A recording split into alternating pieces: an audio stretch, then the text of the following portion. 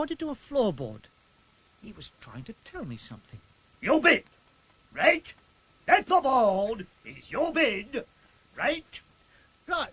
Right, Sergeant. Oh, I'm a sergeant already? Oh, we are a cheeky bastard, eh? Right, we have got the very job for you.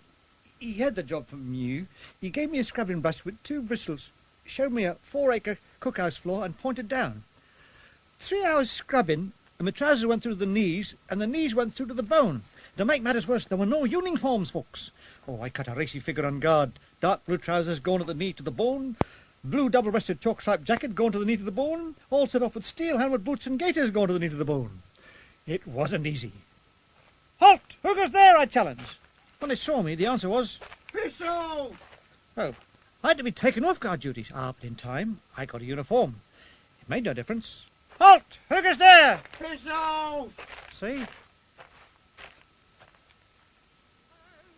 Apple be right and nut be brown, and petticoats up and the trousers down.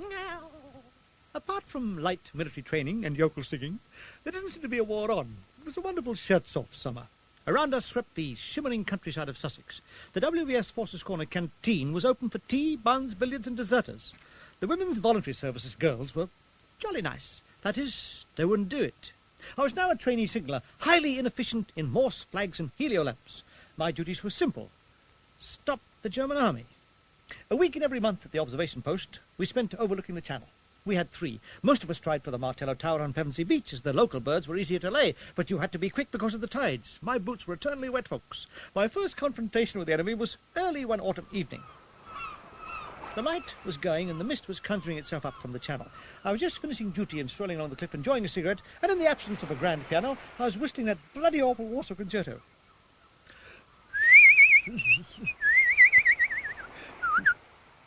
Suddenly, yes, I heard a yell unmistakable sound of a Dornier bomber, 103 feet long, wingspan 80 feet, speed 108 mops, piloted by Fritz Gruber, H-23, inside Lake 42. Suddenly, nothing happened. But it happened suddenly, mark you. Below me, coming out of the mist, was the Dornier, flying low to avoid radar and customs duty. What should I do? A pile of bricks. I grabbed one, and as the plane roared over me, I threw it. Blast!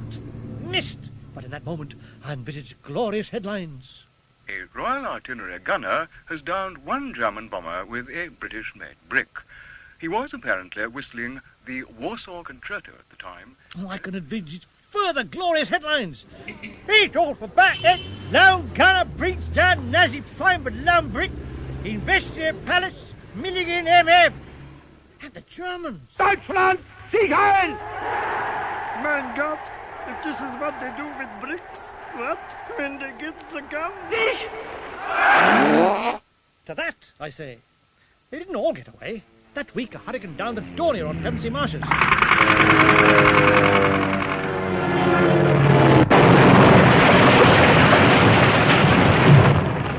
We all ran to the crash. It was going to be a bad year for the gunner. He was dead. Well, I hope he was, because we buried him. Before the RAF recovery unit arrived, we knocked off anything movable, including the dead German's boots, teeth, wig, the lot. The rear gunner's Spandau machine gun was handed to Major Leather Suitcase, who tried to raffle it. However, after discussions, he decided to use it as an ack gun. He really was getting the hang of things. One morning, again, I heard a Dornier circling low in the cloud. What a chance! I uncovered the Spandau. Ta-da! I could see the headlines again. Milligan down to another. King takes back Emmy Bot exchange for the VC. A window opened. The lather face of Suitcase appeared. I say, Milligan, Sir? what are you standing there for? Oh, everybody's got to be somewhere, sir. But what are you doing? I was gonna have a... I was gonna have a crack at the hand, sir. But don't be a bloody fool. You'll give our position away. Oh. Now cover up that gun. Even as he spoke, there was an explosion. The Dornier had dropped a bomb. Now look what you've done. He slammed the window.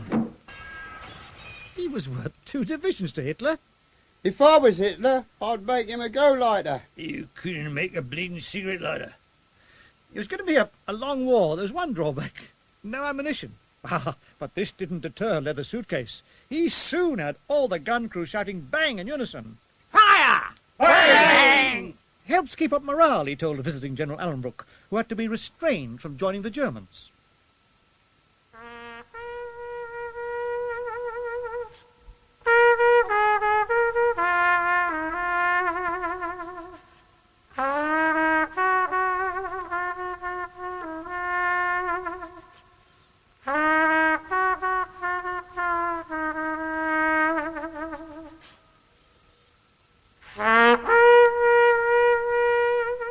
I took my trumpet and saxophone to war. I didn't trust the people back home, you see. I remember I'd lie on my palliasse. I didn't feel that pally, mind you. And it was with mixed feelings that I played something as exotic as You Go to My Head, watching some steaming gunner cutting his toenails with pliers.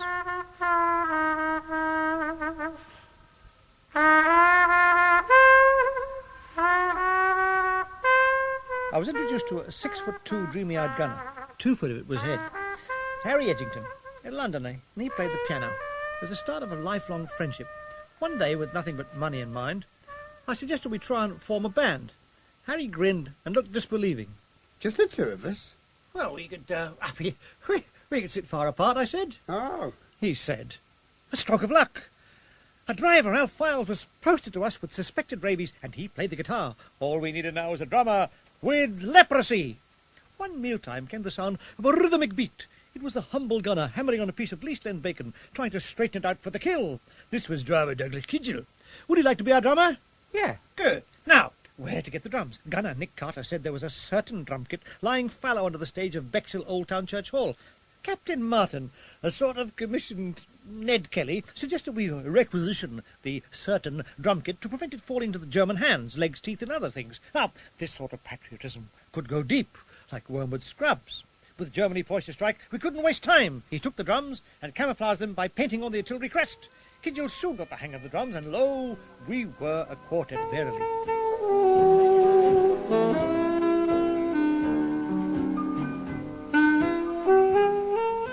After a month's practice, Captain Martin asked, could we play for a dance? Gad, I said, this is the big time.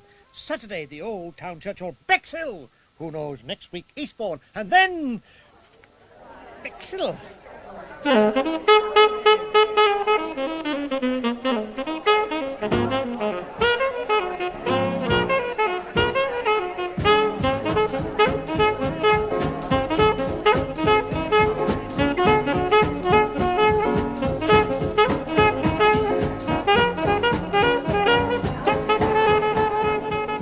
In entertainment-starved Bexhill, the dance was a sellout. The old corrugated iron roof was packed to suffocation. There were all women, kids, officers, gunners, wives.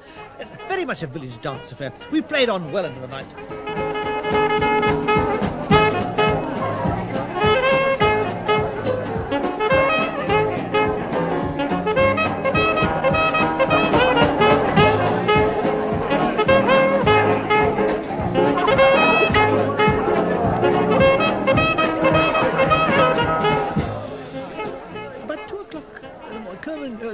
About 2 o'clock in the...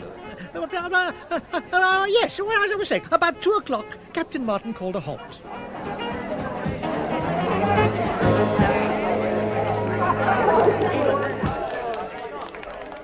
Here we are, lads. Here's a little something for you. Tim, Bob, couldn't we raffle it? Now then, lads, remember there's a war on. Oh, yeah, must remember that.